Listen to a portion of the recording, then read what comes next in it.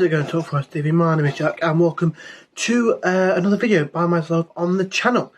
It is my first video back on the channel since the end of last season, the incredible end to last season.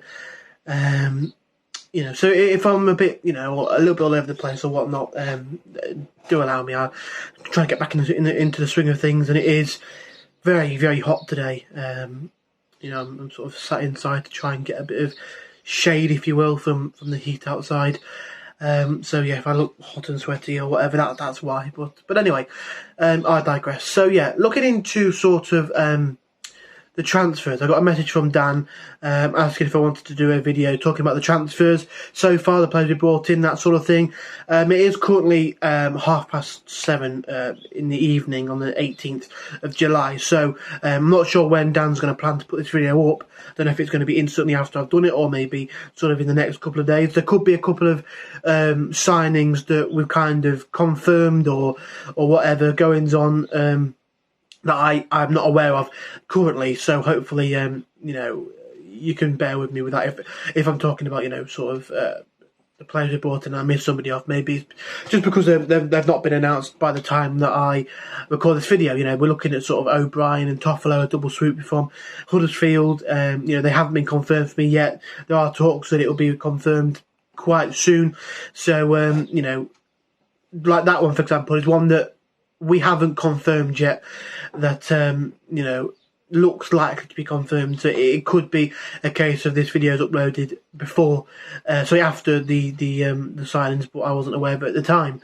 So yeah, I'm just gonna have a quick look sort of into the signings that we've made, touch on sort of the players who have gone out on permanence or gone out on loan, and just give you my thoughts kind of around that and everything within sort of what I think of the transfer window so far.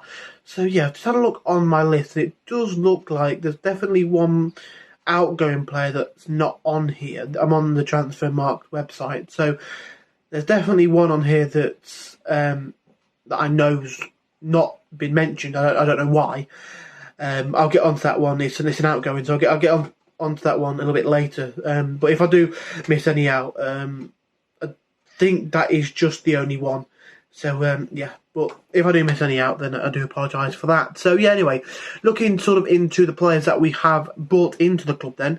The first one on this list being the new centre-forward at the club, the new striker, the Nigerian Taiwo Awoniyi. I'm not entirely sure on the pronunciation of the surname. I've heard a lot of people call him Awoniyi. And then I watched a video on the Bundesliga YouTube channel of his goals from last season, and they call him Awoniyi. So I'm not sure what we're going to go with. I'm going to go with Awoniyi just because that's looks like how it's spelt. But that we digress. We'll find out his name as the season goes on, I'm sure. So yeah, he's come from Union Berlin. It was from Liverpool's academy. He's a name that I'm familiar with in terms of him coming from the academy and that sort of thing. But in terms of him actually sort of performing on sort of a first team basis, sort of like for Union Berlin, I wasn't too aware of him. I'm not going to lie. I'm not going to sit here and say, oh, I know how well he did last season. From what I've gathered, he had a really good season last year, helped Union Berlin to get into Europe, which for them is a huge achievement. I don't think they've been in the Bundesliga that long, so to help them to get into Europe, I think it's 2 years on the bounce because they were in the Conference League last season. To do that is brilliant, and he's played a really big part in that, the 24-year-old. He's a striker who he looks to be quite a tall, physical player. He's got pace on him as well. From the videos I've seen, he's got a finish on him. But you can make anyone look good on a YouTube compilation video. So you take that kind of with a pinch of salt. But I'm excited to see what he can do.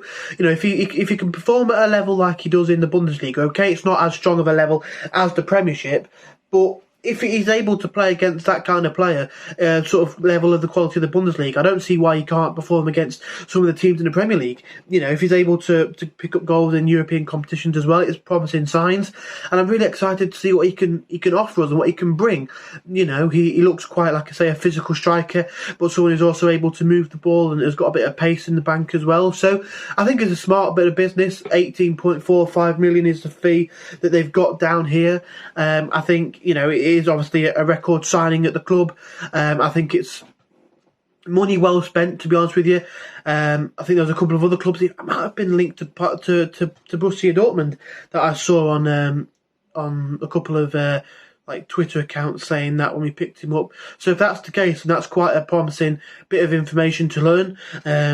Clubs who are in Champions League, playing Champions League football, are interested in him. So to be able to get him for the price we did, I think it could be quite a good one.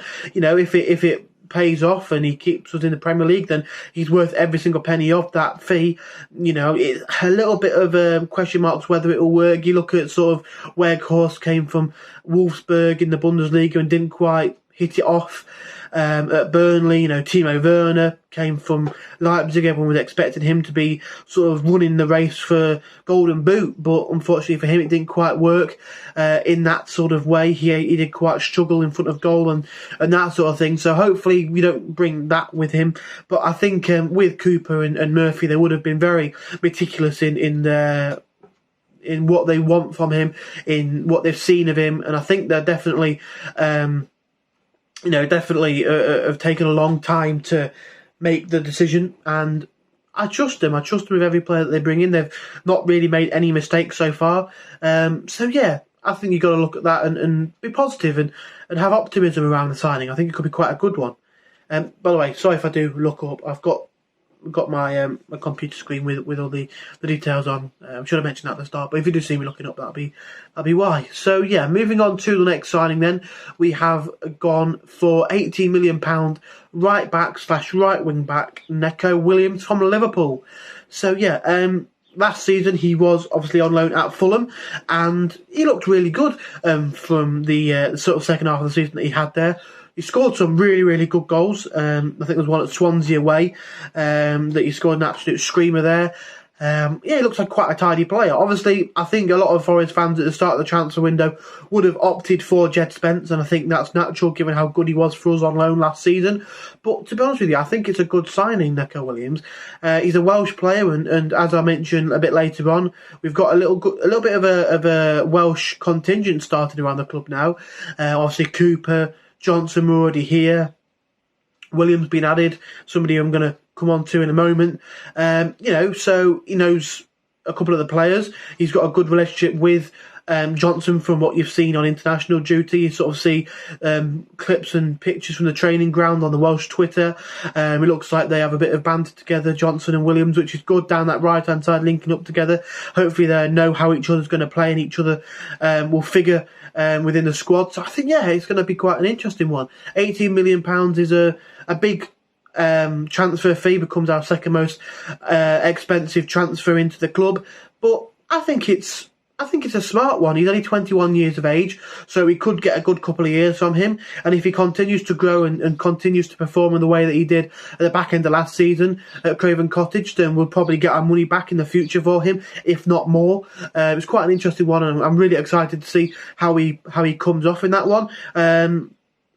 He can offer us something going forward and defensively, which is quite important from that position.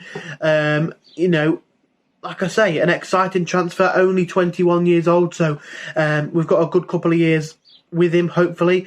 And I think it's going to be a really exciting transfer. I think he's probably the second best option behind Spence. Obviously, Spence almost being confirmed, if not fully confirmed, at Tottenham now, so, fair play. Good luck to Jed Spence there. But I think Williams is an admirable replacement. Adequate replacement, I don't know. He's a good enough replacement, and I think, for £18 million, it could look like a little bit of a risk, but I think based on the way that he's playing, it will definitely be worth it in the long run. So now moving on to two centre-backs, one who can play right-back as well that we have brought in. The first of which being Moussa Niakate from Mainz. So the Frenchman, also saying he's got Senegalese nationality as well. Coming in from Mainz, their captain. So, it's not every day a club's willing to sell their captain. Another interesting signing coming from the Bundesliga. From what I've seen, looks quite imposing, quite good on the ball. Another left-footed centre-back, quite a dominant player, really physical from what I've seen. He's not afraid to pick the ball up and move forward with it, move over the halfway line. Picked up a couple of assists last season at Mainz, which is quite an interesting thing to get from a centre-back. And also, something I wasn't aware of, I watched a video on another YouTube channel talking about signings for Forest. And Moussa Diakate takes penalties. So, with Graben unfortunately leaving the club, to see Diakate come in who can take penalties, I don't know whether he will or not, that's impressive. And that's quite, an important thing that we need to get somebody in like Diakate who can take penalties. I'm not complaining at all. And that's someone that, if you're playing fantasy football, you want to get him in your side. Getting points from the penalty spot. I don't know how many penalties we're going to pick up, but, getting points potentially from the penalty spot is something that you need. So, yeah, what I've seen of him, he looks really impressive, quite a dominant, sort of commanding centre-back. So, yeah, I'm looking forward to seeing what he can offer us. The other centre-back who can also play on the right-back position, kind of good cover for £9 million, same as Moussa Diakate, is Guilyan Bancon. I think that's how you say it, Bancon or Bancon. Anyway, he's from, is it Troyes in the French league? To be honest with you, I knew nothing about him before he signed for us. There wasn't really too much hype around him coming to Forest, to be honest. It kind of, sort of a case of one or two, and then later in the day he was signed for us. From what I've heard in the pre-season friendlies, I've not been able to watch any of them, unfortunately, just due to life things and certain things getting in the way. But he's been quite impressive from what I've heard, which is really good to see. Scored in that game against Coventry in the pre-season friendly over in Spain, I think it was. And he looks quite decent from what I've heard from other people. And hopefully he can be an important addition to the squad, a valuable asset to us, can sort of fill in when needed, either in that back three on the right-hand side or in that right wing-back position. Yeah, I think it's quite an interesting signing. I'm interested to see how he goes. £9 million is a lot of money, but I'm sure, like I say, I trust Cooper and I trust Murphy, that whoever they bring in, I've got 100% belief in them, and I think it looks like a sensible transfer from what I've heard and from what I've seen and what opposition fans have said about him. So yeah, we trust him, and hopefully it comes good. Moving on to a left wing back now. My screen's just gone off there. It is a man with English and Jamaican nationality from Bayern Munich for £7.65 million. It is Omar Richards. Yeah, really looking forward to Omar Richards. I think, didn't obviously break into the Bayern Munich first team all too much. Didn't quite take the limelight like an Alphonso Davies did. But for Reading, looked really competent in the English football, and obviously got his move to Bayern Munich. So that must have been on merit. It wouldn't have been a case of we'll just pick him because why not? It was very impressive for the Royals, and to have him at Forest now, I'm really excited to see what he can offer. It gives me a little bit of Jed Spence vibes, but down the other side, obviously not as good on the ball, but just a powerful player who's not afraid to get forward, quick player who can defend also. Yeah, I'm really looking forward to see what he can offer, Omar Richards. I think left wing back was definitely a position that we needed to identify. Lowe was a player there last season who picked up a lot of injuries, so we had to use Colback in that position. He was very good, Jack Colback, don't get me wrong, but I think in the Premier League you kind of need someone a little bit more athletic, someone a little bit more suited to that position rather than a makeshift sort of centre mid playing there. We had Bong there and Ianu, who is still at the club. Ridiculously, I'd expect him to probably go out on loan or be picked up by someone. But yeah, really excited to see what Omar Richards can offer us. I think it's a really exciting signing.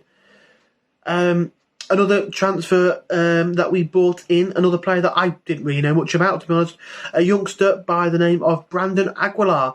He's coming, he's coming from the Costa Rican League for £855,000. He's going straight on loan. I can't remember the name of the team he's going on loan to, but he's going straight back on loan. I think he's definitely one for the future, an attacking midfielder. I'm not sure what sort of things he offers to the table, but it's an exciting transfer nonetheless. Hopefully he's one that comes good in a couple of years' time. I think we've got him on a 4-year deal, so that'll take him to the age of 23. Yeah, I'm looking forward to see what he can offer us, and hopefully it's a really smart bit of business.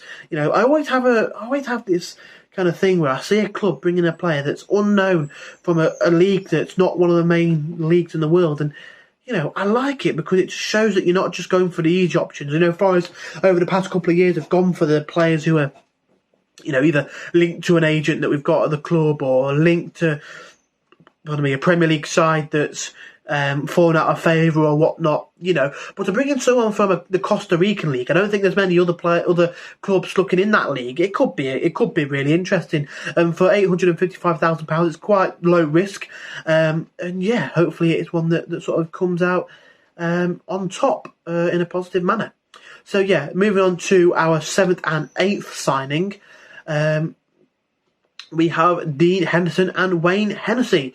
So yeah, 2 goalkeepers coming into the club. Dean Henderson coming in on loan, Wayne Hennessey coming in, I think it's on a free. I might be wrong on that one. But yeah, Hennessey brings much needed experience. Another Welsh player, brings in good backup, good quality goalkeeper.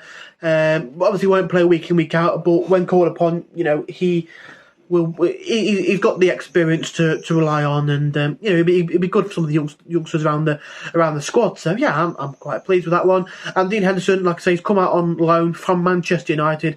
I think that's an excellent bit of business. He's Premier League quality, a very good goalkeeper, someone that's got experience playing at this level.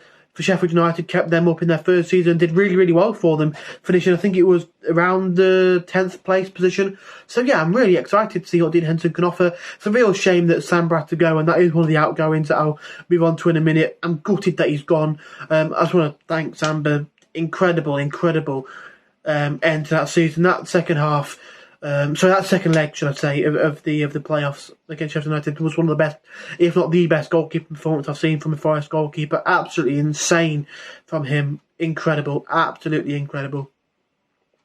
But Henderson coming in, I think, is an adequate replacement. Someone, like I say, knows the league. A very top quality goalkeeper, solid goalkeeper. Hopefully the injury he picked up against Barnsley is not too bad, and we'll see him against Newcastle in a couple of weeks' time. But yeah, really excited to see what he can offer us, and I think it's going to be a really, really good signing. I think I'm really, really pleased with that bit of business. So yeah, I'm going to quickly now touch on the outgoings. Obviously we've got Graben, who's run out the end of his contract. Again, just want to say a massive thank you to Lewis Graben. He was incredible for us. First player to score 20 goals in a season since, I think it was about 2003. I think it was like Marlon Harewood and David Johnson in that one. Both doing it in that season. But yeah, just an incredible servant to the club. Obviously in that Sabri season when he got his 20 goals, it was excellent. Had a bit of a dip in the first season under Houghton, but last season was exceptional. Pulled up some big goals. You look at Millwall away, massive goal that was. A last minute winner when we looked like it was staying in the barrel of a 0-0. He got that goal to keep us going, to push us through. Fantastic from him. Scored the goal against Huddersfield to get our first win of the season, the opener in that one. Yeah, he's been an absolutely incredible servant. I just want to thank him for his service to the club and everything he's done.